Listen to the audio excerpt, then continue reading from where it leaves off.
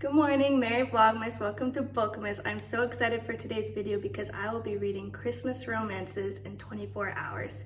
So the first one that I will be starting off with is Snowflakes and Secrets in the Scottish Highlands by Donna Ashcroft. First of all, look how cute this cover is. That's what sold me actually. I saw it in my Kindle recommendations. I saw the cover, I saw Scotland, and I downloaded it and it's on Kindle Unlimited, so it's free. So I read one page of it yesterday, so I guess I'm cheating a little. Why am I winking so much? Okay, no more winking.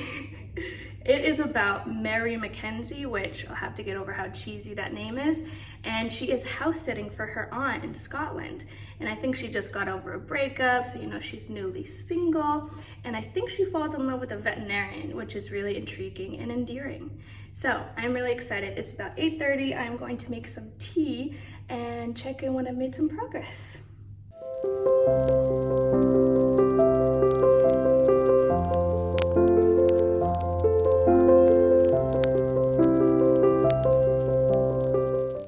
So I've been reading for about half an hour and I'm 15% of the way through with about 3 hours left, and this book is so cute.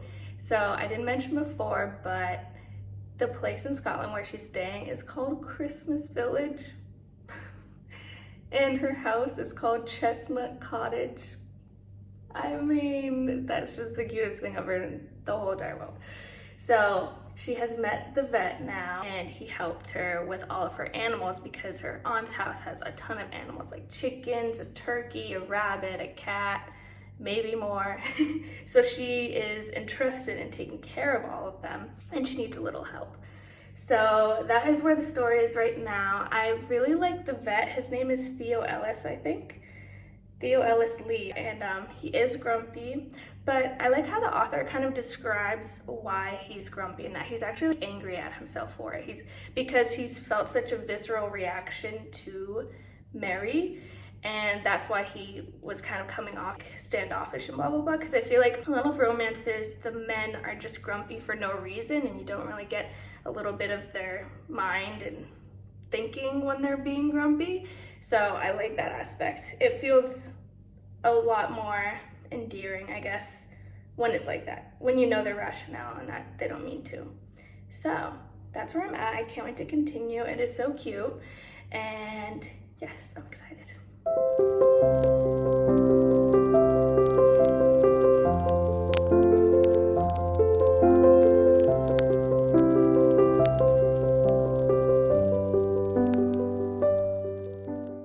Hello, checking in again at the 30% mark. I'm still really enjoying this story. It's making me feel so warm and fuzzy inside. The setting is perfect. The townspeople are so nice and inviting. And we're learning a bit more about Theo and Mary's backstory. So Theo is actually new to the Christmas village because he moved there for a fresh start after a recent divorce. And Mary is looking to get inspired because she is an aspiring writer and her book has not made any progress in a bit. So she's looking for some creativity in this endeavor. So I'm also really liking seeing their relationship develop, and it's funny because Mary is the type of person to be like, I don't need to be saved, I can do this all by myself, no, you should just leave.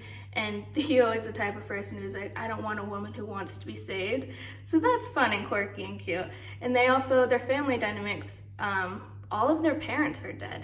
Like Theo has 2 dead parents, Mary has 2 dead parents, which is unique and not something I've ever seen before in a book, so that's interesting. And Mary also has these 4 overprotective brothers, which are cute. And yes, that is where I'm at, and I can't wait to read more because I'm just loving it. It's so cute. So I will check in soon.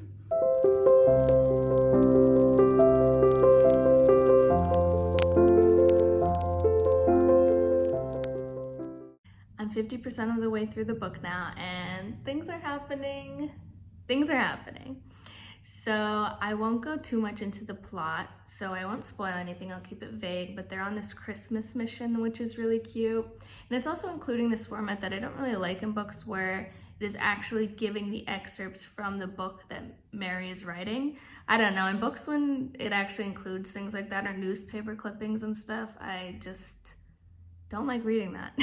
But anyways, regardless of that, Theo has signed up to do something that is making me really angry, and I know that it will lead to a third act conflict, and I'm so upset about it. I'm so upset about it. Like, you know what's coming almost. Not in a predictable way, but in a, oh my God, this is gonna hurt me way. So that's where I'm at. I am going to take a little break to go to the bakery and get some fresh bread soon. I should do that now or wait. I don't know. I haven't decided yet, but it's kind of been in the back of my mind. I kind of just want to do it. So stay tuned.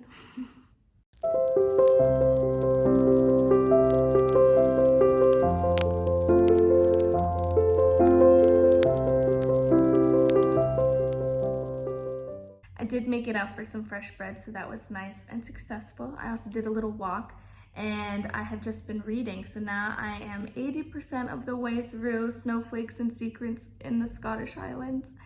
And I'm so sad. I know it's the perfect length, which is something that I really like, is that I can tell it's wrapping up, and it is time to wrap it up, but I'm so sad to say goodbye to everyone. I just find the story so charming and cozy. It feels like a warm hug. And I love that most of the people have Scottish accents in the book. It's just so charming. And yes, I'm really enjoying it still. And even the third act conflict wasn't even that annoying, which is nice. So yeah, still really enjoying it. What's funny though is that she explains Theo smelling like mountain air and apples, which is lovely, but I think this is her 5th time mentioning it, which is a little funny. But you know, every author has that thing that they accidentally or purposefully repeat a bunch of times, which is fine. So yes, I'm going to finish this and then make some avocado toast and start my next romance read. I have a little list going. I think I'm gonna do a sapphic love story next, like a lumberjane story. So I'm excited for that one too. So I'm going to finish this up now. This is the bread loaf that I got today, if anyone cares. I do. I think it's beautiful. Yum.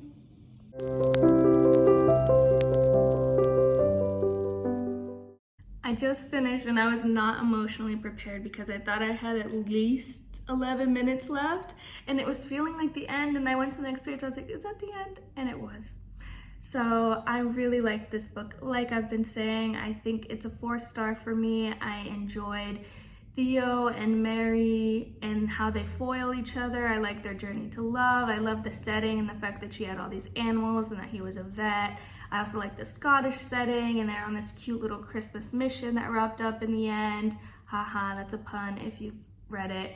And yes, it was just everything that I wanted in a Christmas romance. So it's going to be hard to top that. So it's about 1 p.m. right now. I'm gonna make lunch and dive into another book for the afternoon. So I read 247 pages. It's not bad. So lunchtime. I already took a bite out of it because I was so hungry, but lunch is served. I think I'm gonna read this one next as a little palate cleanser because it says it's a short story, so I thought to get one done in between 2 bigger novels. So I don't know much about this. It's by Quinn, who is sort of a popular romance author, I think. I mean, I know of her and I'm not completely well versed. So I don't know. It says stuff about getting a letter and leading it back to someone. So I think I'm going to start this and update soon. I'm halfway through Resting Scrooge Face by Quinn, which is a short story, and I have about 30 minutes left. So this story is following Caleb and Nola, who are exes, who are staying in the same hometown and really despise each other. And one day Caleb writes this anonymous letter, basically acting like Scrooge, and crumples it up and hopes that it will never resurface again, but the mailman actually delivers it to Nola. And so Nola writes back anonymously, so they're forming this relationship without knowing who the other person is. So my thoughts right now, it's not my favorite because they're both Scrooges and they hate Christmas. So it's kind of funny because I find their sentiments kind of ridiculous, like who doesn't like Christmas lights or children laughing and like a lot of happy stuff, you know?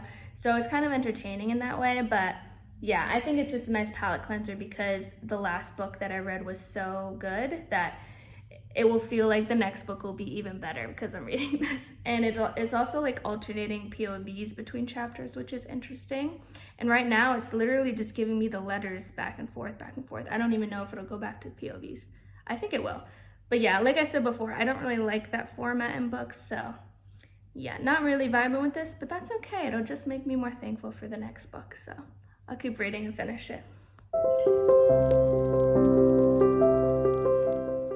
I just finished resting Scrooge Face, and it's so funny because in my last check-in, I was just talking about how they're both Scrooges, and as soon as I started reading again, it evolved, it changed, all that, and you know, everyone has to get in the Christmas cheer, Christmas spirit. It's just contagious. So I finished that. I honestly feel very meh about it. I didn't feel deeply about the characters, and it just kind of felt like the middle of a romance novel. But that was it. Like, so I didn't have any stake in it personally. And I feel like that's on Megan Quinn as an author and not as the short story as a device, because I do like short stories in general. I mean, Raymond Carver is one of my favorite authors and he writes really powerful short stories. So there is a way to do it well, but I just don't think she did. So I'm not gonna be a hater or Scrooge and rate it poorly because it was 60 pages. It was fine. But yeah, those are my thoughts. But now that it's 2:30 in the afternoon, I guess I should do a little check-in in my readathon stats. So I read 240 pages with Snowflakes and Secrets and 66 pages for the Resting Scrooge Face, which brings me up to 306 pages and 2 things completed. So that's not bad. I now have to look for the next book to read, which I was supposed to do last when I got sidetracked with that short story, which kind of was a fail. But yes, so I'm going to choose that now and get started. I do have to do dishes at some point, but you know, I'll do it in a little. Maybe at the next 50% mark, I'll do some dishes. Okay, I'll check in when I choose my next book. So I'm going with this sapphic romance that I had in the back of my head in the first place, but decided to not pull the trigger because I thought it was like $4, and I know I'm being cheap, but it's actually Kindle Unlimited, so there you go. It's free again. So I'm going to start this and I will check in soon.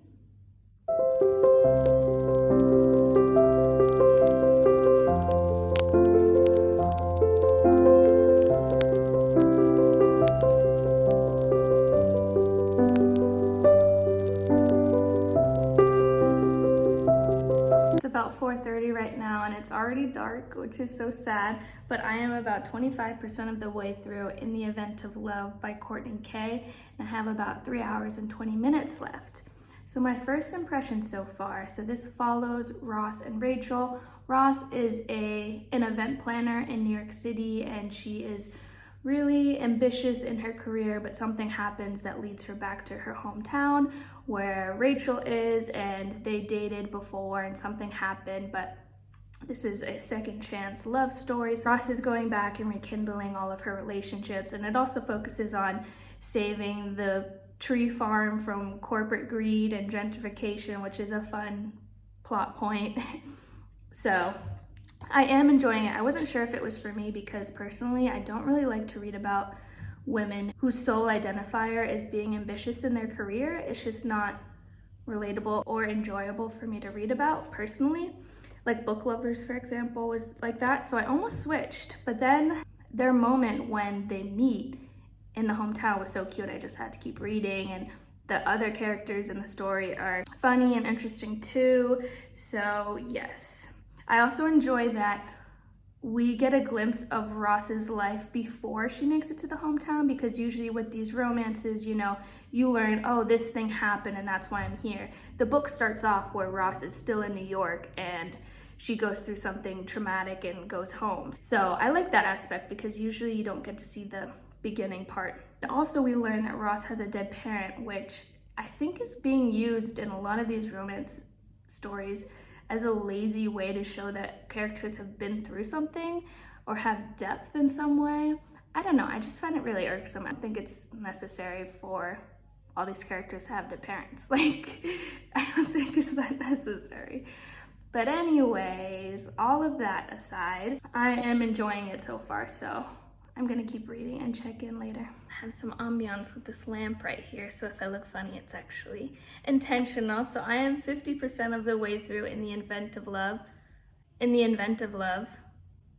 Oh my god, I've been reading for so long that I thought I was saying that wrong. So I am still liking this story. I think it's really endearing that they were actually childhood friends. It makes their bond so much stronger, and the second chance love so much more to root for. And also, I did want to clarify that their names aren't technically Rachel and Ross. It's Morgan Ross and Rachel Reed are both their names, but sometimes they call each other by their last names. So I said that in the last clip, but I wanted to clear that up. And I did also want to say that I think that Morgan Ross is not the type of person that I was describing last. I think there's actually someone in the story that's like that named Christy, and she's kind of the villain in the story because, like I said before, they are fighting capitalization and the gentrification of their small town by these, resort spas and luxury whatever. Something so nice to root for when capitalism is the antagonist of the story, basically.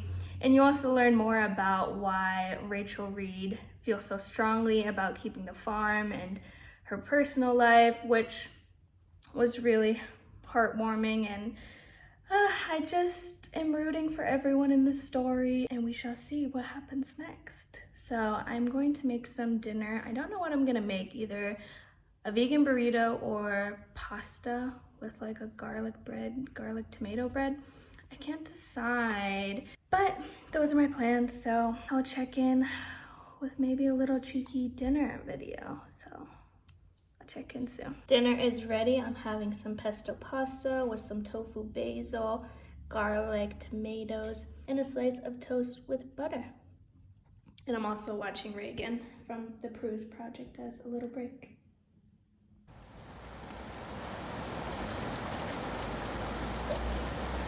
I am going on my 12th hour of reading. I'm doing it.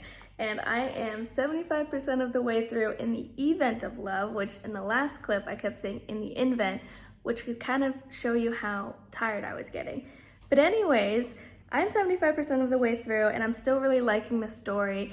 It is such a tale about community and neighbors sticking together, which is such a good feeling. And it's also going into a lot of complex familial relationships, which I'm finding intriguing. It's definitely a little bit more complex than the first Christmas romance that I read, and it's definitely more spicy, I will say that as well. And I wrote down that I wanted to mention that they went camping, and I love that. So that's my update. I am kind of getting a second wind, so that's good. And I am going to finish this and check in with my rating. It's leaning towards a 4-star. Honestly, as a romance, I really like the themes that they're exploring. I'm gonna keep reading and check in later when I'm done.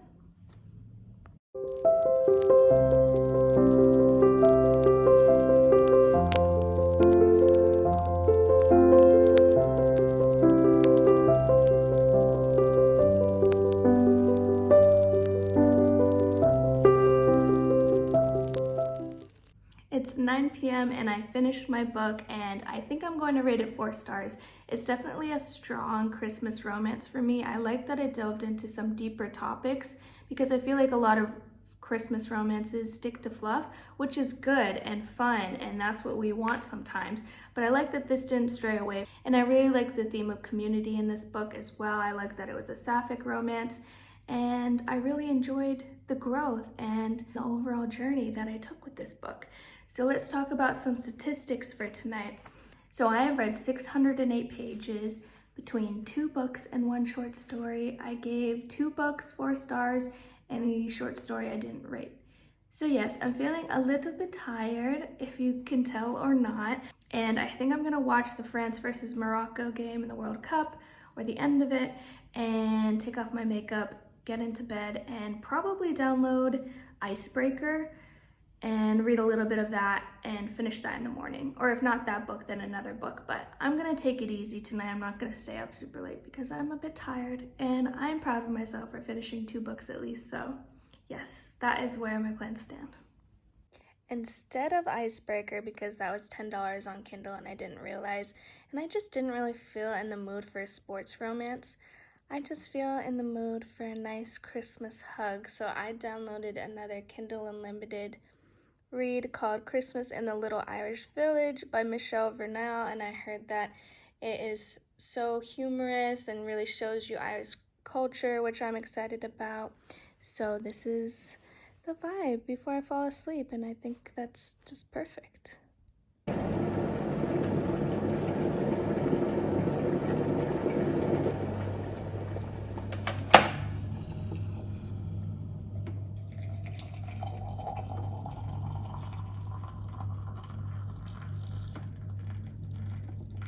Good morning. I just made some tea. As you saw, I'm wearing my bookmarks are for quitters shirt that my partner gave me to end this readathon. It is around 8 in the morning, which is almost around the time that I started yesterday, and I will not be able to finish Christmas in the Little Irish Village in time because it's telling me I have about 5 hours left, which is fine because I'm going to do a new vlog and read this over a couple of days because I'm still really excited about it and want a warm, fuzzy Irish hug. So that's that. And I know I did a little statistics wrap up last night, so I won't go over that fully again. But if I had to pick a favorite between In the Event of Love and Secrets and Snowflakes in the Scottish Highlands, it's really hard because they're so different. They're such different romances because one, the Scotland one, is a fuzzy, warm hug, no thoughts, just vibes, and I loved it. And In the Event of Love has more social issues and was still cozy and fuzzy. So they both gave me different things, so it's really hard to pick a favorite. And I both would like them in different moods I'm in, etc. So I was just lucky that I felt grateful to read both of them in the same day yesterday. So that is my readathon. If you liked it, subscribe because I hope to do a lot more of these. And if you want to see me read Christmas in the Little Irish Village, definitely subscribe because I'm really excited and I hope you are too. So that is all. Thank you for watching and I hope you have a great day or night.